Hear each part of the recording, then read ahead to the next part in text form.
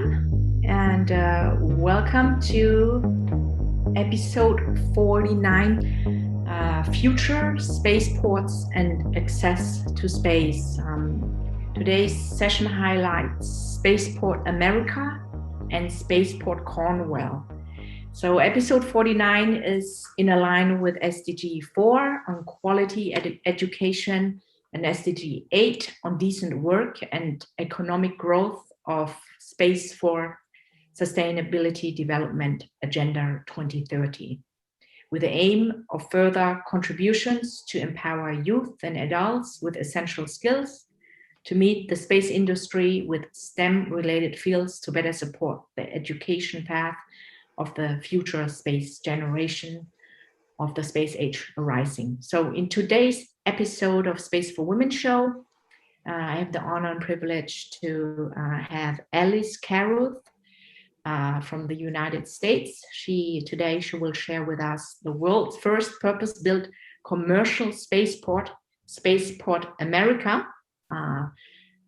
Melissa Thorpe, she today will highlight, she oversees the entire Spaceport Cornwall project, guiding the team to successful satellite launch in early 2022 from Cornwall Airport.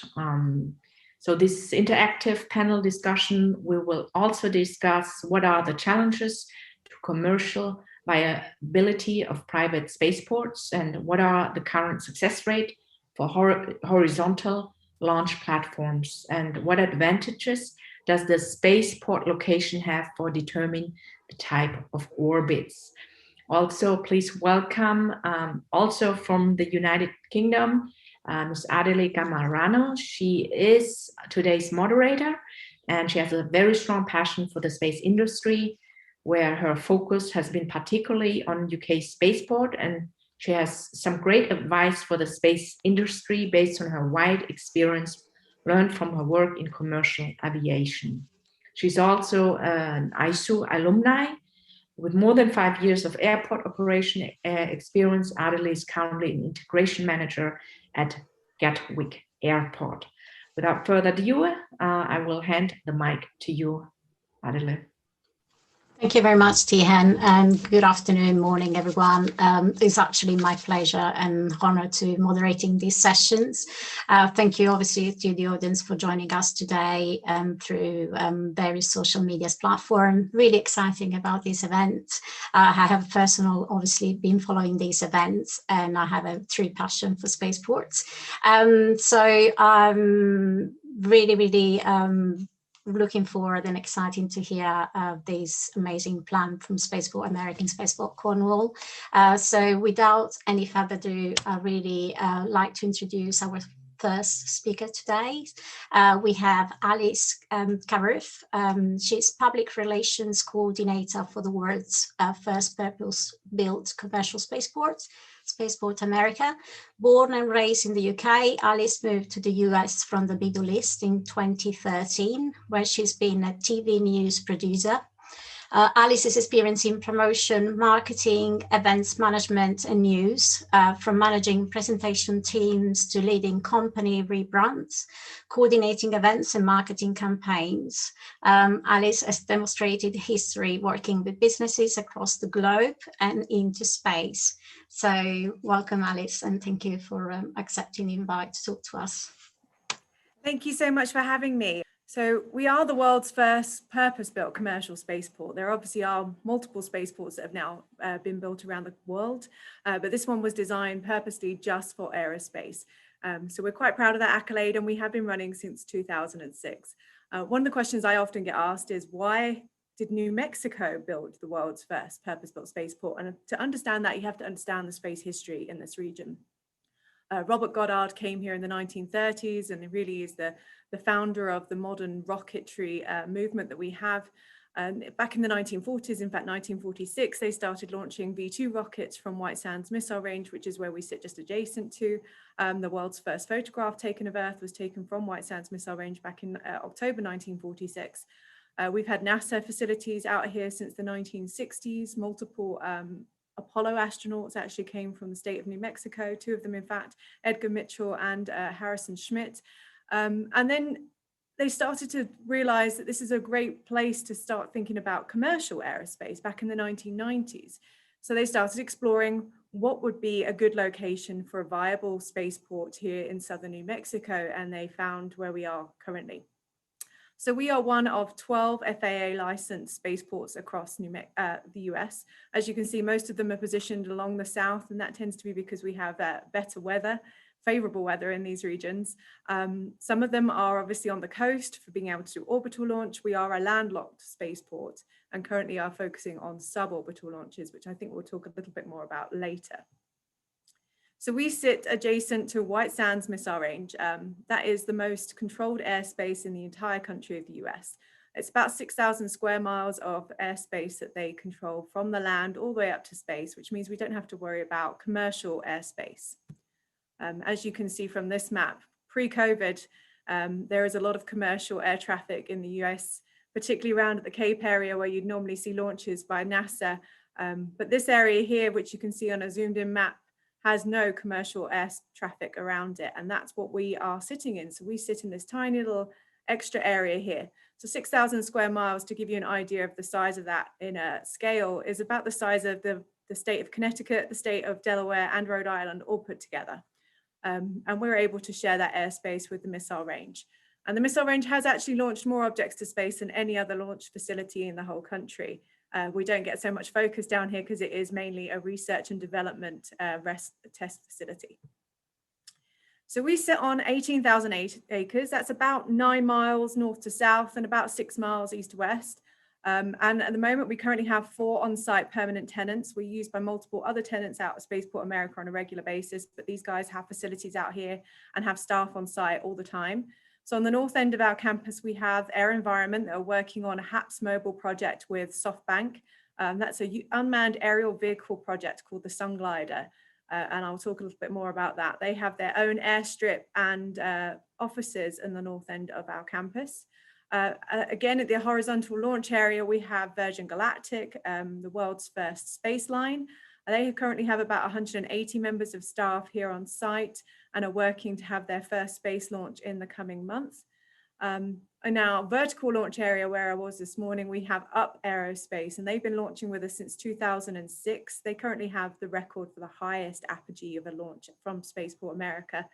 And down on the south side, we have a really exciting company called Spin Launch, who are starting a new kinetic launch energy system.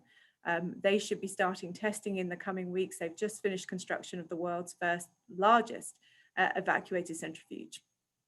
So to give you an idea of the kind of altitudes of what our launches are like, we can have anything from a 10,000-foot student launch at Spaceport America to, as I mentioned before, UP's apogee, which is the highest at around 77 miles, 125 kilometers. But why I try and explain to people why spaceports and how they differ from airports is that we don't focus on passenger planes. They're around the 10-kilometer mark. Everything we do is much higher from the stratosphere and beyond. So our main anchor tenant is Virgin Galactic, and as I mentioned before, they are launching a space line. So they will be taking off here from Spaceport America with future astronauts. They will go up to about 50,000 feet where they will release their spaceship and then complete their climb up to about 50 miles, which is the Air Force's measure of space here in the US, before they then turn into a glider and return back down to land at Spaceport America. They've successfully done this twice already in Mojave, California, and we are hoping that in the next month they will host their first human spaceflight from New Mexico, which will make us only the 3rd state in the whole of the US to be able to host human spaceflight, which is really exciting. So as I mentioned, we have quite a few people that work here on site on a regular basis, aside from those that work for the spaceport. Virgin Galactic are our highest employer at 180, but Spin Launch currently have actually about 60 full-time employees working on their construction of the evacuated centrifuge and their building site down there. It'll transition to around 30 when they start doing their engineering and testing phases. Air Environment have 35 people on site when they're testing here.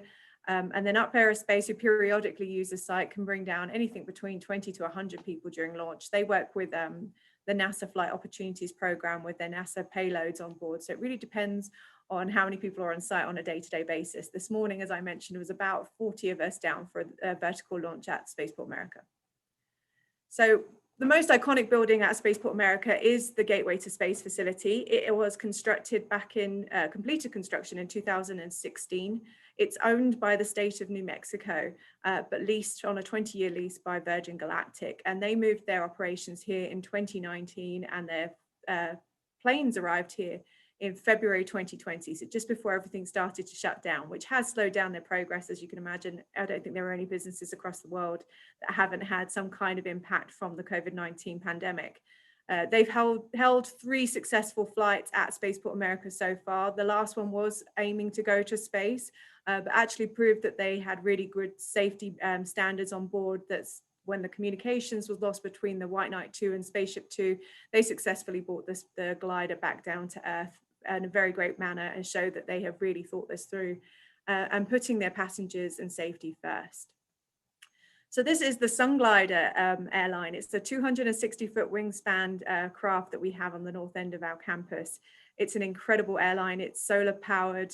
And the idea is that this is a cell tower in the sky. So they are working on new telecommunication technology, where they'll be able to send up this plane for months at a time and be able to provide communication to rural areas and disaster zones.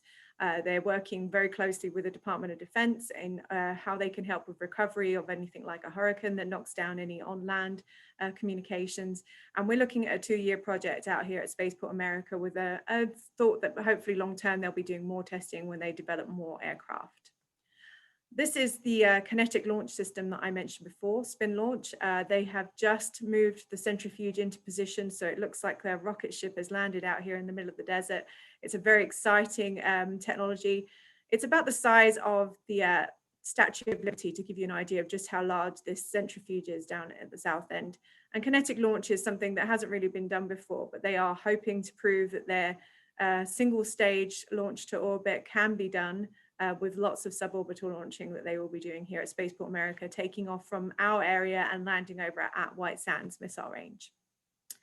This is Up Aerospace, who, as I mentioned, have been our longest tenant. They've launched with us 14 times since 2006, and they've got another 2 launches hopefully later this year. They are what you'd consider a typical vertical launch system, and have had a lot of success, as I say, working with NASA and the Flight Opportunities Program from Spaceport. So the team on the ground are actually a really small team that work for Spaceport America. There's only actually 20 of us. We've just had 1 new member of staff join us, and we manage everything out here. We are like a little city in the desert. We have our own electrical supply, our own water, our own telecommunications. We have obviously buildings out here that have to be maintained. So this small team here, if we class ourselves as small and mighty, have to do an awful lot and wear multiple hats to be able to keep this spaceport in operation and viable for the long term. And in addition to the team that work for Spaceport America, we do have on-site SAFE team, and SAFE stands for Security and Fire EMT. And these guys are highly trained and fantastic team that are out here 24 hours a day, 7 days a week. They have to know everything to be able to deal with bushfires, because we are in the middle of the desert, to building fires, any kind of on-site emergency medical wise, and they have to understand all the different fuels that are used by our customers out here and how they have to interact with them in case there was ever an emergency on site. So they are highly trained and highly regarded in this area, and we are very thankful for our SAFE team that work out here. Part of our statute that was set up to set the New Mexico Spaceport Authority was to really develop the future workforce for the spaceport. So we are very proud of our STEM outreach program that we run. This year we've had to take it virtual online, so it's at our website, spaceportamerica.com/education. And we really try to think about at-home activities that can be done with things that you find around your home, rather than having to send parents out to find new materials to engage students in any kind of STEM engagement. So if they're ever looking for an activity to do, we have lesson plans that go alongside them that are matched to the STEM standards that are here in the state of New Mexico, and age appropriate. And we're working on a few more that will be coming up in the next year. In addition to the STEM outreach that we do, which is normally aimed at younger students, we also host the world's largest intercollegiate rocket engineering contest, the Spaceport America Cup. It's been held here since 2017. The last time we actually held it in person was in 2019, because obviously last year we had to cancel the activities because of COVID. And this year we'll be hosting it as a virtual event online between June the 18th and 20th. So it won't be quite so exciting. There won't be so many launches that we normally have. We normally have about 100 over a 3-day period. But this year it's going to be more technical presentations, safety standards, all of the technical boring stuff that the students have to learn to be able to launch out at Spaceport America. So if you're ever interested in finding out a bit more about that, you can go to spaceportamericacup.com and learn a little bit more about it. And that's pretty much my full presentation for you. So I will pass you over now to Melissa, and she can tell you a little bit more about Spaceport Cornwall.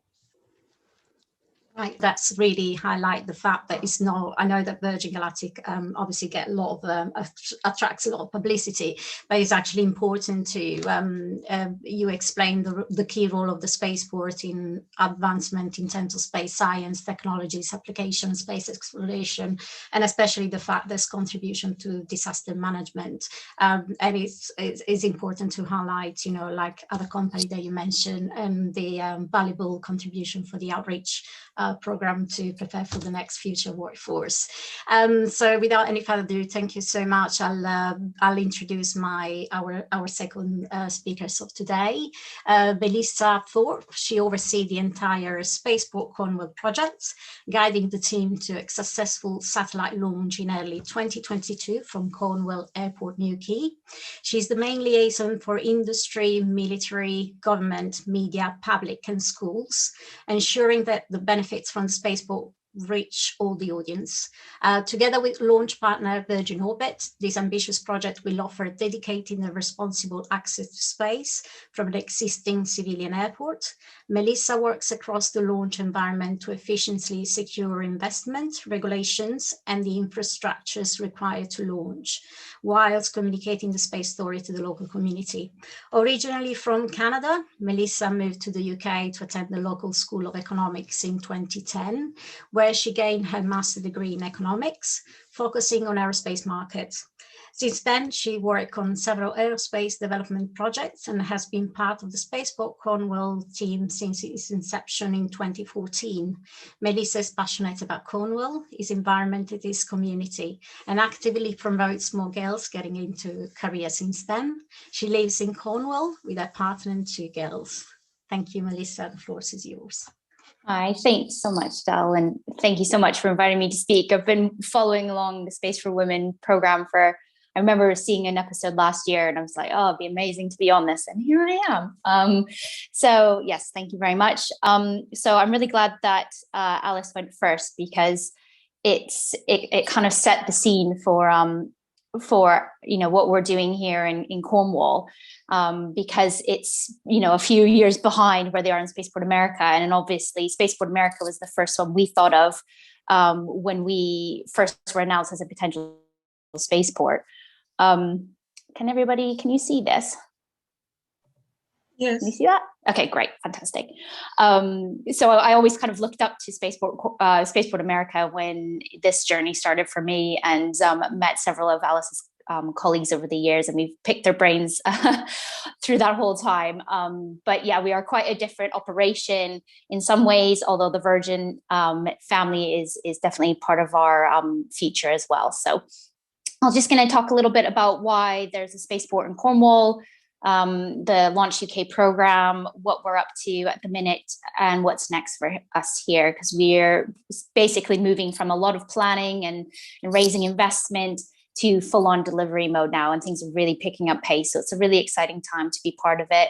I've been part of this team since the beginning in 2014 now.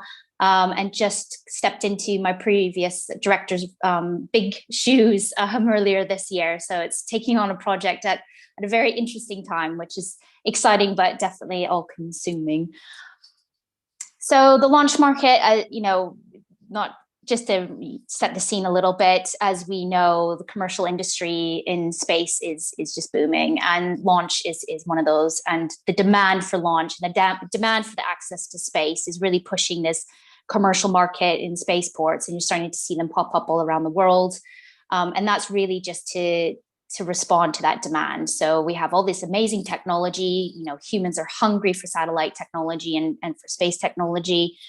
And that's just, you know, push the demand for access to space and decreasing the barriers to space. And the UK government in 2014, earlier than 2014, decided that the UK wanted a piece of this market. We build a large majority of the, world's small satellites, but we can't launch them here at the minute. They're all being shipped over to the US or Russia, Kazakhstan to launch. And in order to take about 10% of the global marketplace in space, the UK government decided that they wanted to come up with their own space launch program.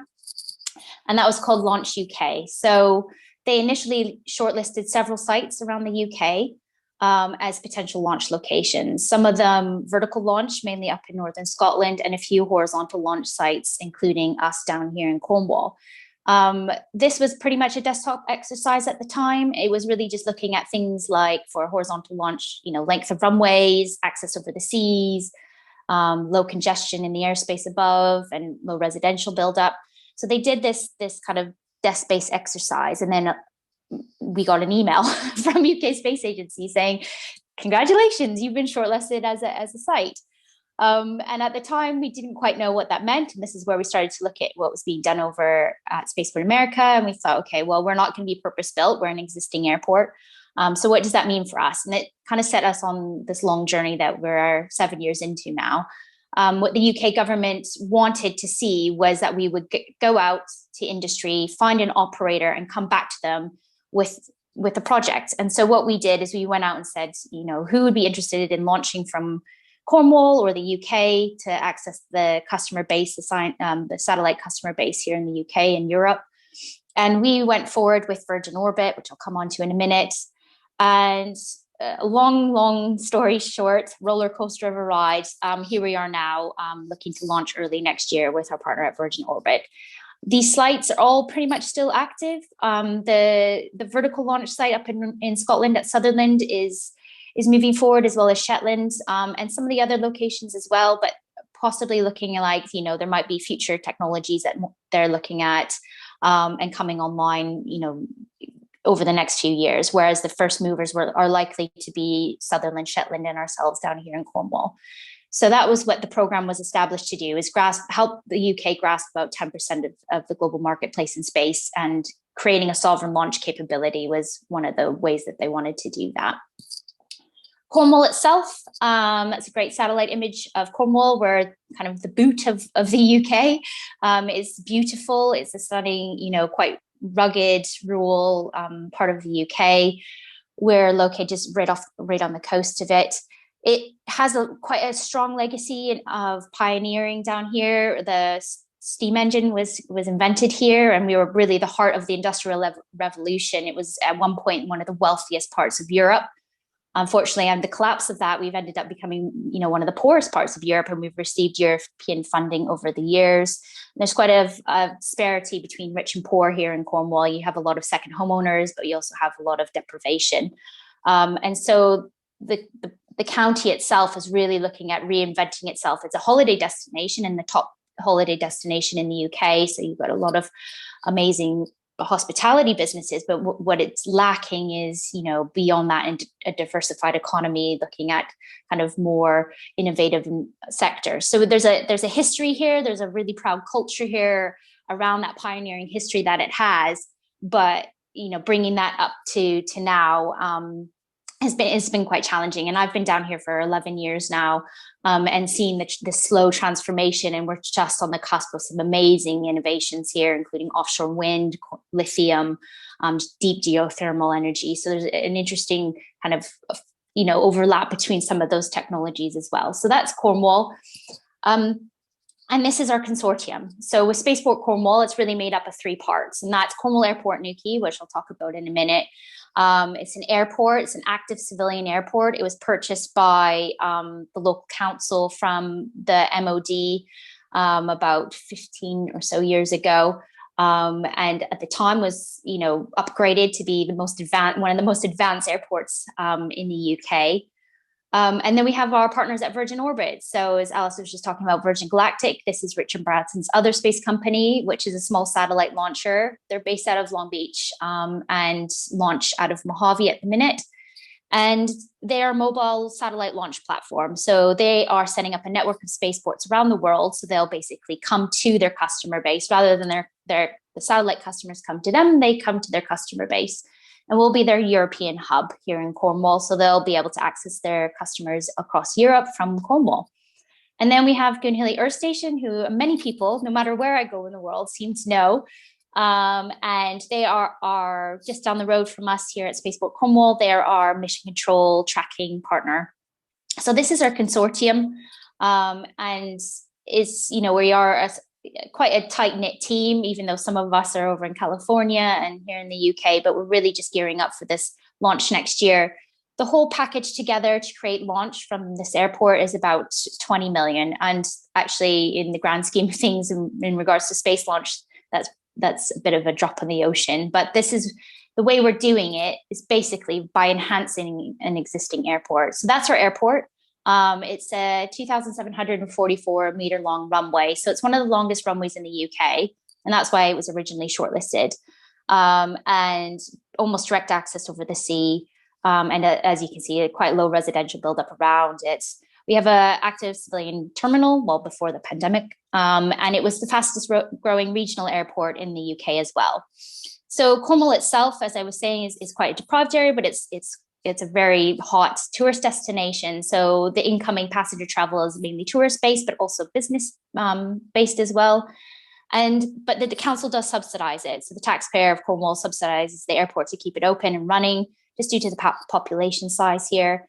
And we were brought in initially to look at how we develop this airport along other business streams. So before Spaceport, I was working with unmanned aerial systems and search and rescue training and testing of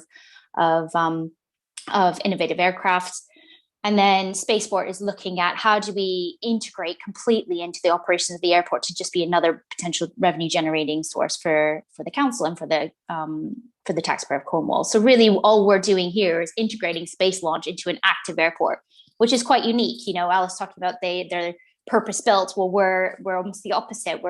We're fitting space launch into, existing activities. So head of air traffic will be controlling space launch on one hand, and then incoming flights from London on other, some military ops. We have an air ambulance, Bristow search and rescue there, aircraft maintenance. So we have a lot. It's an active little airport, and the ability to implement space launch into that is actually really exciting. We think also very inspirational. So you'll be landing on your flight coming in from London, and you'll look out the window and you'll see Cosmic Girl about to take off to launch to space. So we think that's really, really exciting for a small regional airport like Cornwall to have. That's the system we're working with, Virgin Orbit, as I'm sure many of you know and love. So it basically consists of a Boeing 747 Cosmic Girl, who's been modified to carry a 70-foot two-stage rocket under one of her wings. That rocket's called Launcher 1, and that's to deliver about 300 to 500 kilos of satellites into lower Earth orbit. That's from the first launch out in Mojave, successful launch that happened in January, which was incredibly exciting for the team out there, but also for us in Cornwall, because it proved the technology, and it also just gave us loads of data and information that we can use to implement into our space launch activities here with Virgin. So it was a huge milestone for us, and we're so incredibly excited now to see the next few launches out there before they turn their attentions to move out here to Cornwall. They have other locations around the world. They've announced Japan, Guam, and they've just announced Brazil last week. So they'll be around, during a year going around the world to launch. And, that's quite an interesting business model, because it's almost a red carpet service to space. Like I said, they come to the customer base and you can book your slot. So you book your dedicated launch slot, book your orbit.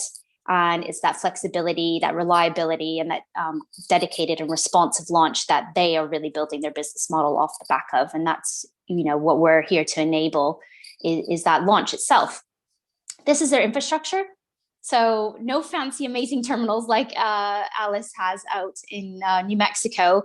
This is what Virgin bring. And actually those lorries on the side, the transportable ground operation systems, that's all being procured and delivered in the UK. So that's being procured now. I think we're hopefully announcing who's got that contract next week. And that capacity is going to be built here in the UK. So all those lorries and all the kind of support systems, fueling will all be based in the UK and be kept here in Cornwall. And obviously the system herself will be mobile around the world. We're looking at one launch next year, building slowly as the market develops, and with launch and maxing it out about 8 launches a year. So we're really looking at kind of low quantity but high quality launches. Once we're hoping to get to maybe 5 or 6 launches a year, we'd really like to get our own based cosmic roll aircraft here in the UK. And that's our ambition. And obviously to have something like a rocket factory like they do out in Long Beach as well to manufacture Launcher 1. But it's really just growing with the market and as the market grows. Virgin Orbit, our anchor tenant. We have other potential operators, one we're hoping to announce in the next couple of months. So for us, it's really just proving the capability with Virgin, but then, looking at what else suits our airport and what else will we be able to capably integrate into that operational civilian side of the airport as well. Goonhilly Air Station, just a little bit about them. They're a deep space communications privately owned operation down on the Lizard here in Cornwall and have a deep history of space. They communicated the Apollo moon landings and, have done incredible stuff. And they have some really exciting stuff coming their way. They're just going from strength to strength. Ian Jones, who owns Goonhilly, is incredible and has taken us under his wing. And we're really excited to work with them for mission ops and tracking, and also their data center to bring all that, such crucial data back down into Cornwall. So they are, amazing asset to have already in Cornwall. So these 2 assets in Cornwall, the airport and Goonhilly, that we're enhancing to create this operation, this spaceport, is something that we're really proud of, because what it's showing is Cornwall that has this history can enhance it and upgrade it to the future. And to me, it's a great example of a remote rural economy using what it has, but in a new way, with actually quite a small amount of investment. So that's our basis. That's what our operation looks like. Why is it important to us here in Cornwall? The launch itself, of course, is very exciting, but we're looking at 150 jobs for an area that is quite based on traditional industries. So to create a new sector that has highly skilled, well-paid jobs is really important to us. We also actually have quite a hive of space companies here in Cornwall, whether that's upstream to downstream as well. We have a lot of application companies, and what we want to be as a spaceport is a catalyst to attract investment and interest and opportunities to the area. I'll come on to some of these others in a minute, but just to show that as much as the launch is exciting, where the real value for us is in all these kind of ancillary activities that are going to be happening. And one of those is, as Alice mentioned, is our Inspire Generation. A lot of school children in Cornwall do not come from great backgrounds. It's quite impoverished, some of the areas, even as beautiful as it is. Under the surface, there's quite a lot of problems, and aspirations are quite low. We also lose a lot of children. They leave Cornwall to go on and get their education elsewhere and don't tend to come back. What we really want to do is inspire an entire generation. And that's quite ambitious, but we aim to get into every single school before our first launch early next year. And we have an outreach program that we're building into the curriculum. This is our new mascot that's based on a Cornish chuff. That we ran a competition for. We've got live webinars from, really impoverished parts of Cornwall live into the rocket factory in California, where they can ask questions of the rocket engineers. And it's just going absolutely mad at the minute. Kids are so excited to have launch on their doorstep. And for us, it's not about just getting them excited about launch and about space, but actually showing them pathways into the industry. So that's really crucial to us, is actually then building the skill base in Cornwall. So getting the colleges and local universities on board. One of the local colleges has actually started a space operations program. So it's really about getting them from young, but then showing them that there's a way right into the industry. That's a picture of my daughter there. She loves space, but she also is very girly. So she loves rocking her NASA stuff with her tutus. And a couple of local tech professionals and we started something called Tech Girls, where we're trying to get more and more girls into STEM down here in Cornwall and interested in hands-on activities in the STEM area. So this is probably, as you can probably tell, my passion is that education outreach, because it's so important to a place like Cornwall to have this. That's something that we want to roll out across the county as well. My other passion is the Spaceport and our role in sustainability. We went through quite an interesting program or process when we were raising that £20 million. Part of it was about 12 million from the local council at the exact same time that they had announced a climate emergency. And so we had the likes of Extinction Rebellion and local environmentalists being very confused and quite upset about how the council could fund a spaceport, but then at the same time said there were a climate emergency. And I think there's still a really lack of understanding of the role of space and space technology in supporting the fight against climate change and why it's so crucial. And the irony of, the image there that went viral about it, the satellite image of Italy during lockdown and after, before lockdown and during lockdown, the carbon emissions. And this was taken from Sentinel-5, which was a satellite built in the UK, shipped out to Russia, launched off a ex-ballistic missile. It's really hard to find anything out about that launch. About a lot of launches, it's quite hard to find out about the impact on the environment, any sort of ethical frameworks they might have, or community engagement. And I think it's time now, with these commercial spaceports coming on board, that we start to be a bit more transparent, open and honest about the way we're launching, and start to look, as amazing as space is and space technology and what it's doing, and those satellites and Earth observation and showing that unbiased information about what's happening with our planet, the way those satellites are getting into space, we need to start to focus on making that as clean and green as we possibly can. And that's something that we're dedicated here in Cornwall. So we're going to be just about at G7 releasing our sustainability action plan about what we're going to be doing as a site, working with our partners at Virgin Orbit, but also as our activities on site, and really being responsible for how we launch in the future, so that tech can get there, but it can get there in a more responsible way. But capturing all of this, I showed you the picture of what Virgin's infrastructure is, and it's not a all singing and dancing space terminal or anything like that. But what we want to do, the beauty of Virgin Orbit is that it's mobile.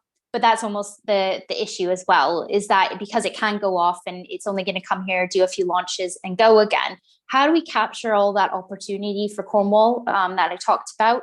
Well, what we're doing is we're actually building a satellite integration facility, which is going to be obviously used by Virgin, but they won't be the only user. And when Virgin are not here, it's going to be open to academia, SMEs, other multinationals to come in and work together on R&D and innovations in the industry that we can, house in a physical place, which at the beginning of this project, we never really had plans for. But as we've developed, we've realized to keep the space sustainability side of the commercial sustainability of the project, we really need to capture that in a physical space and to open it up wider than just Virgin and wider than just launch itself. So we really, build on the cluster opportunities that we could have off the back of the presence of having a launch capability. So using that spaceport as a catalyst, as a magnet to attract all this investment and businesses to the area and give them a home. So this is going to be really exciting. It's going to be finished by the end of this year, just ahead of our first launch. And we really think that this is, we're being already have loads of interest in using it. And it will be a nationally unique facility where it will be based right at a spaceport, where they can work on these types of innovations in satellites and launch technology as well. So that's something that how we are going to capture that opportunity. Next up for us, we've got G7 here, which has taken over my life. And that's coming in June this year. And we're really just going to be showcasing, this amazing project in Cornwall and challenging this outdated perception of Cornwall as just a holiday destination. So lots of work to do with that, and some activities from Virgin during that as well. We've got other launches from Virgin over in California, like I said, so we'll continue to gain more information and data from those launches. And finally, which Adela is very aware of, is the Space Industry Act and the space flight regulations that are going to be going through Parliament here. So we could actually launch Virgin tomorrow out of our out of our airport. What we don't have is the legal framework and the regulations in place yet. So that's all coming through this summer. We then have to apply for a spaceport license, which will take a few months to as long as we tick all the right boxes, will come through early next year to get us ready to launch. So it's that piece of paper that we're going to be waiting for to get to that first launch. And that's been a lot of hard work through the entire industry across the UK, which I'll probably come on to in some of these conversations after that. But that's my presentation. Lots going on now here in Cornwall with the build of the facility and G7 and outreach. So it's a great time to be in the project, but I don't get much sleep. Thank you. Right, thank you very much, Melissa. That was really, really fascinating. Thank you for the inspirational work that you do. I'm sure you are inspiring, both you and Alice, many people in the audience. What really struck me is the work that you're actually doing in terms of stakeholder engagement required through all sorts of different aspects, collaboration, cooperation with government, authority, communities. Quite fascinated about your business model, obviously being a civilian airport and the integration into the operation, which obviously I'm part of in the sense of my daily job at Gatwick Airport anyway. So really, obviously, you highlighted the importance of talking your local community, inspiring young people, and also, the awareness for the general public, which is extremely important.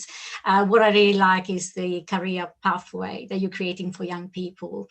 We do know we're going to have some skills shortages in the future, and just a reminder also that the space is not just for scientists and engineers.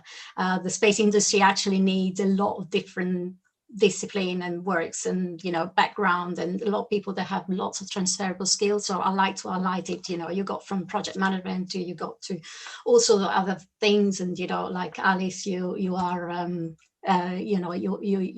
you are coming from sort of different roles and more different business discipline, and same as you, Melissa, coming from the economic background. So I like to ask you a few questions before we move into the live audience questions. So anyway, with you, Melissa or Alice, what are the challenges to commercial viability of a private spaceport? If you can answer this question, please. I'll let Melissa answer that one, because we are actually a state-owned spaceport, so we're not privately owned. No, and at the minute we are as well. We're owned. The airport itself is owned by Cornwall Council still. But I think commercial sustainability is important, and I think what I covered in the presentation was if we just relied on Virgin and a couple launches a year, then that's not sustainable to put all your eggs in one basket. And as an economist, that's definitely not what you learn to do. You need to spread the love a little bit, and hence why building the satellite infrastructure or the facility that we're putting in and inviting academia to use it and other SMEs. And we have other facilities around the airport, old Cold War hangars that we're actually repurposing into engine and rocket testing as well. So all we want to do is basically use Virgin, no offense, Virgin, but use you to attract all these people that just want to be part of that story. But actually their technologies and all, the value that they bring is almost more important in the end. So that's where the sustainability side of the business comes from, is those other activities. I think Melissa just put it absolutely eloquently. It's exactly what Spaceport America has had to do quite forcefully, because we were expecting things to pick up back in 2014. And I'm sure everyone's probably aware now that Virgin did have a crash at that point, and it made them have to rethink the whole business model of the spaceport. And that's why I really try to emphasize our other tenants at Spaceport, because Virgin is our anchor tenant and our partner to really grow the first commercial purpose-built spaceport. But we had to diversify. We, like you say, not putting all our eggs in one basket. And we are used as an R&D facility on a very irregular basis. This is my third weekend in a row this month that we're now in May, but for April that I've been out at Spaceport America doing launches. We've had everything from student rocket launches to private companies. We've had static fires going on down here. We've had to really rethink the way things are working, because to be able to get that return on investment that the state has put into Spaceport America, we have to attract that private partnership and private companies to come in here. We've had over $60 million spent by private money in the last 20 months at Spaceport America in construction and development out here. And that the only way we're going to move forward is by continuing to bring in those private funding and private investment and private companies that will keep this a viable spaceport long term. Absolutely, and I do agree. And also, you know, when you hear the phrase "space is hard," it really is. You know, looking at technologies and failures that can happen and things. Especially, you know, we're waiting for the legal framework in the UK, and this is absolutely extremely important because this might create some complex and legal and managerial problems. You know, in terms in the operation, you have to be viable as a business, but obviously with the coordination and the help of the government, that things is going to be easier. So the next question is, what is the current success rate for horizontal launch platform? I guess I'll jump in that one, Melissa. I actually had the privilege of having a Cosmic Girl out here at the end of March, who looked fantastic on our runway, and we're really excited to see Cosmic Girl develop and start operations out at Spaceport Cornwall. We have both horizontal and vertical launch capability at Spaceport America. Currently, obviously, Virgin Galactic is our predominant launcher with horizontal launch, but we also have a lot of UAS and UAV systems that work from a horizontal launch. It's more sustainable. Going back to Melissa's thought process, you know, we do need to make sure we have reusable technology. We can't just keep launching things to orbit or even suborbital and just throw it away afterwards. We need to have a more sustainable model. And I think the fact that all of the major rocket launching companies or spaceship launching companies in the US, which is currently SpaceX, Blue Origin and Virgin Galactic, are looking at reusable technology is really important. And I think long term, if Virgin are able to prove their technology, which they have done twice over in Mojave with the Spaceship 2 and White Knight 2 system, and again with the Virgin Orbit launching system, it's long term, it might have more of a difficult, well, we've seen it's a difficult one to take off, but it will happen, and it is happening, and it's going to be something that we'll be seeing far more frequent across the whole country and across the whole world. Yeah, I think Alice covered that. Not much more to add. I think it's gonna, the demand for this launch is also going to be a big factor. So to see demand from satellite manufacturers to get to launch, how they're going to shift it once we have a capability here in the UK. Will the costs come down? All that modeling will be interesting to see how successful horizontal, not even in launching is, but actually getting the customer payloads that they need to get, and how much supply there will be. So in that sense, that will be something that we'll be keeping an eye on. Like I said, we'll grow as the market grows as well. So we're not expecting everything day one initially here in the UK, I don't think. Right, thank you very much. So my last question is, what advantages does the spaceport location have for determining the type of orbits? Well, for us at the airport with Virgin Orbit, we're looking at polar, but they actually have the opportunity, because of the platform it being mobile, that they could actually go equatorial as well. So there's a bit of flexibility there from the UK, on depending on obviously what the customer goal is of where they need to get to. So with us, we are predominantly focusing on suborbital launch because we are a landlocked spaceport. That's not to say that we can't have orbital launch at some point. There is technology that's being developed both at site with spin launch and with other customers. But at the moment, the way to get into orbit, you have to have that first stage booster, and that would have to land in a populated area due to our location. And it's just not something that is safe enough to be able to be done at the moment. Even SpaceX, when they're launching over the Cape, return their first stages in the ocean for a reason, because it's just not proven technology yet. Long term, I can see it happening. I can see SpaceX and other companies developing that first stage and being able to return it safely to Earth. And there is absolutely no reason why we couldn't then do orbital from Spaceport America. Right, perfect. Thank you very much. And in this, obviously, I'll take an opportunity to actually talk about Melissa obviously cover up the vertical and the horizontal launch here in the UK, but also there is a Horizon space fleet, Black Carruth Space Technologies, which is actually effectively a space fleet launching from sea. From the UK, this is planned from going to launch a payload 500 kilograms into polar orbit and 300 kilograms into sun-synchronous orbit. That's something that's quite interesting. And, launching from the seat platform obviously enabled the launch to take place from an optical location. And I just, there's another exciting plan from the UK, I will add. Thank you so much for your participation.